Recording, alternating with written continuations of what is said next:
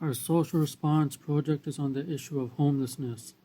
Homelessness is an ongoing issue in the city of Toronto, affecting those who are most vulnerable in our society. Some of the reasons for homelessness are loss of employment, family violence, poor physical health, substance abuse, mental illnesses, sexual or emotional abuse, and lack of affordable housing. Systemic and social barriers, along with racism, are also key components to this issue.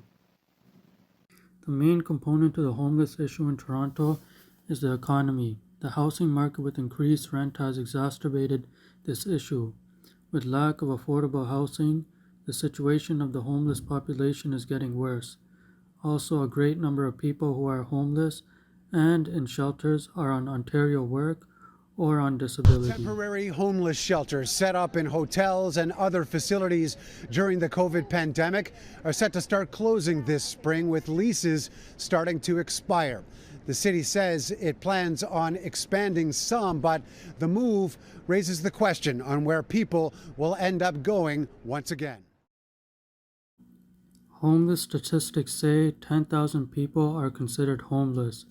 98% of occupancy are in shelters. 80,000 people are on subsidized housing, waiting list. 98% want permanent housing. 75% struggle with mental illnesses. 18.5% in Toronto housing face food insecurity. 10% of the senior and youth represent the homeless population, and 36% of the homeless have been homeless for more than 1 year.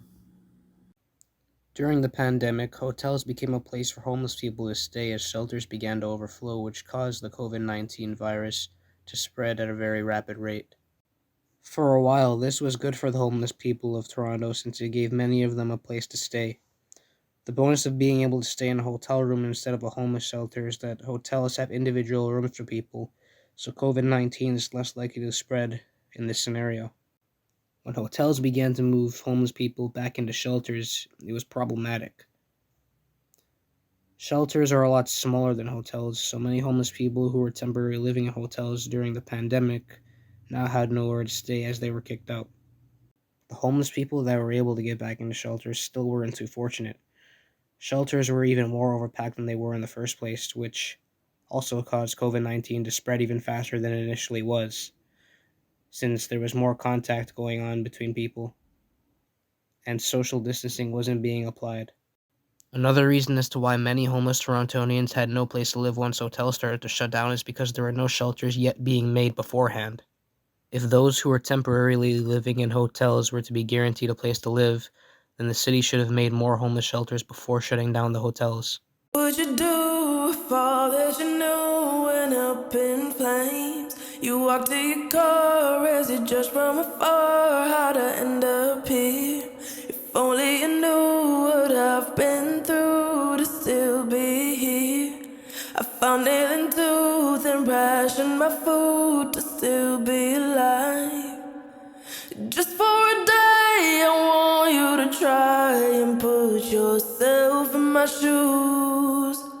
See it for yourself through my eyes. Maybe then you'll know the truth. I'm not putting on a show for your sympathy. I'm not working in some con artist industry. All I'm doing is trying to take care of me.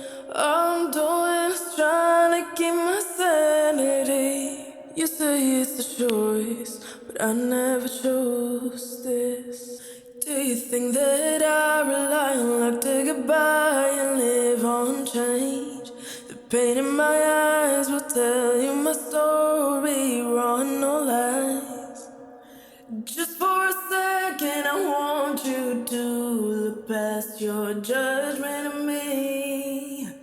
See me for who I am and not who you've belittled me to be. I'm not putting on a show for your sympathy. I'm not working in some con artist industry. All I'm doing is trying to take care of me. All I'm doing is trying to keep my sanity. You say it's it's a choice, but I never chose this.